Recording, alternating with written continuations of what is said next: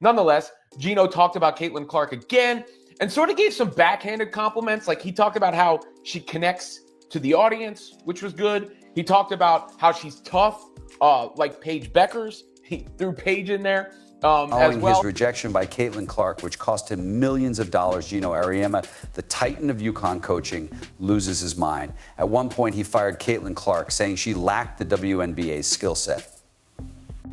Geno now questions how he not only lost out on a talent, but also an opportunity to make history as she transforms Iowa into a basketball powerhouse. And no award can mend that wound. On the court, she speaks a lot of stuff. Okay, trust me, why are these individuals disparaging Caitlin Clark in WNBA discussions? Due to the fact that she frequently talks trash on the court, rather than taking responsibility. But Geno stepped up his tactics, undercutting Clark with cheap jabs and offering a few hesitant praises. This type of self-centered action serves as a reminder that even legendary people can make mistakes. He goes out of his way to say, for example, that she connects with people. And I suppose he could have stopped there. However, because of Caitlin Clark's trash talk, he nearly goes so far as to reverse some of that speech and try to place it in other people's laps.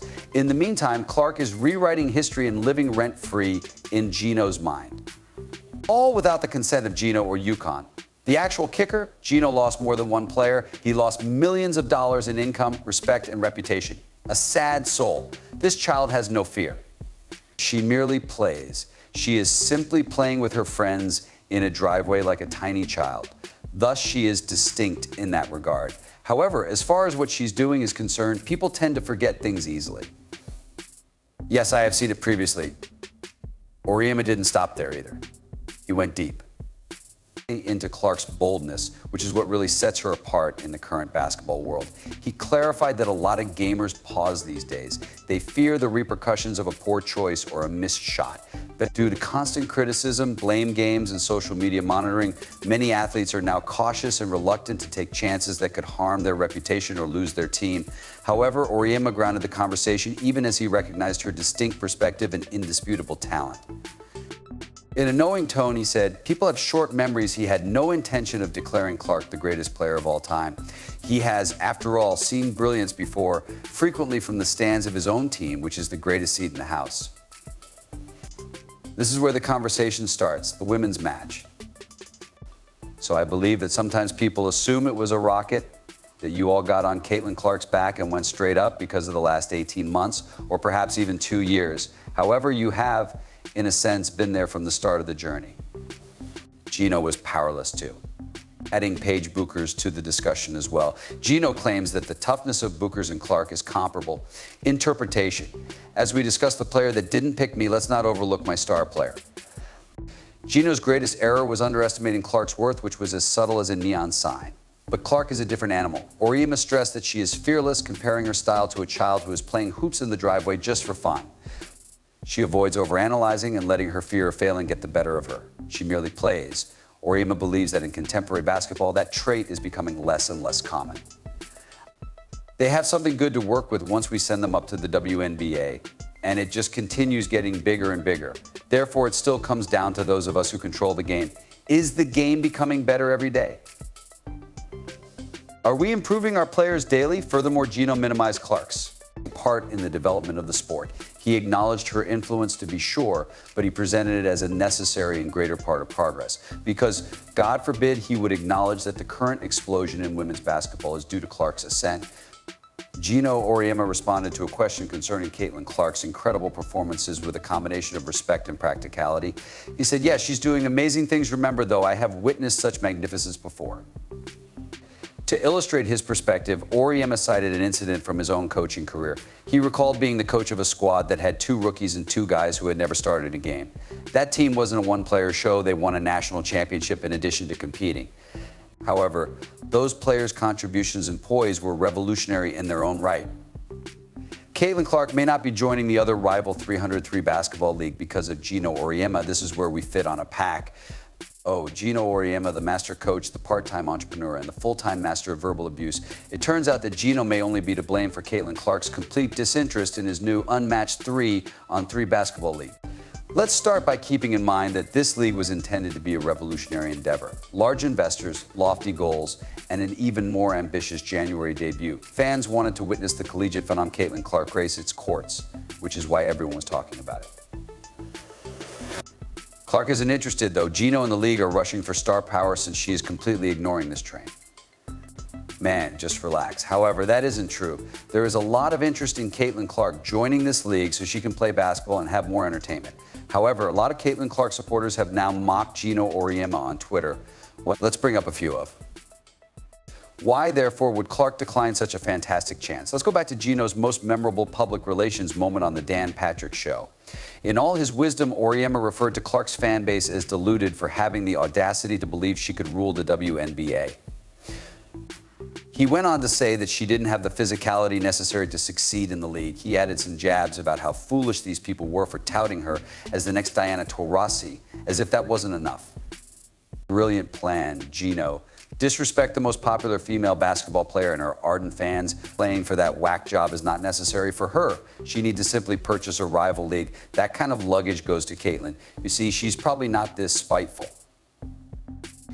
However, I would insist that Geno fully withdraw his remarks on the Dan Patrick Show and apologize if it had been me and they wanted me outside. Sarcasm and mocking are rampant on Twitter.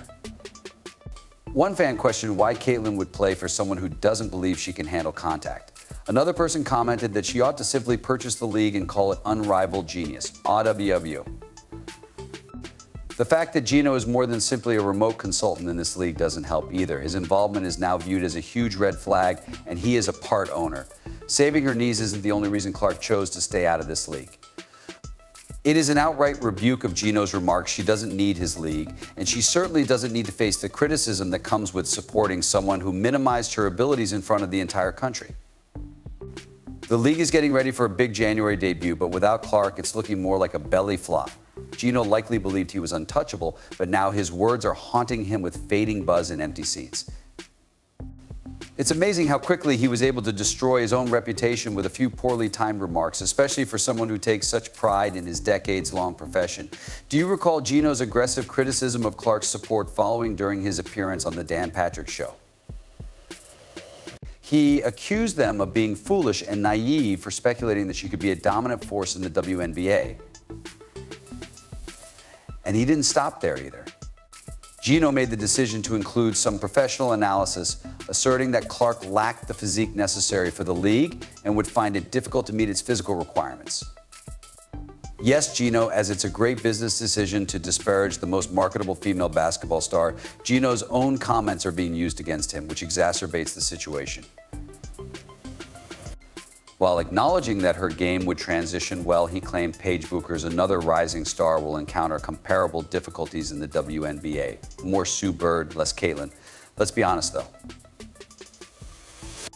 This has nothing to do with physicality or skill sets. After Geno twice shoots himself in the foot, he asks himself why no one wants to play cricket with him.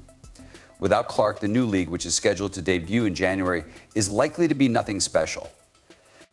Even though they have some well-known players like Angel Reese, let's not act as though she can carry the league by herself.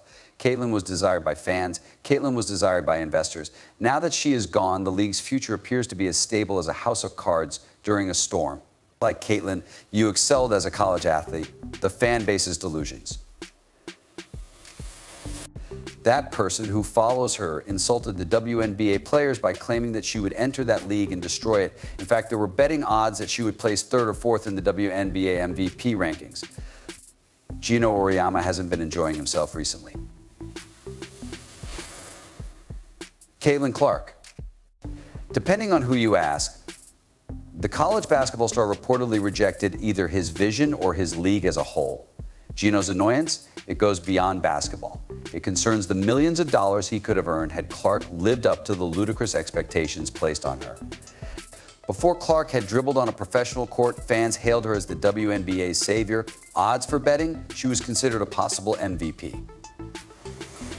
Naturally, Geno viewed this as a big opportunity to establish himself as a new face for the league, get many endorsements, and let's face it, promote his personal brand. Reality, however, had other ideas.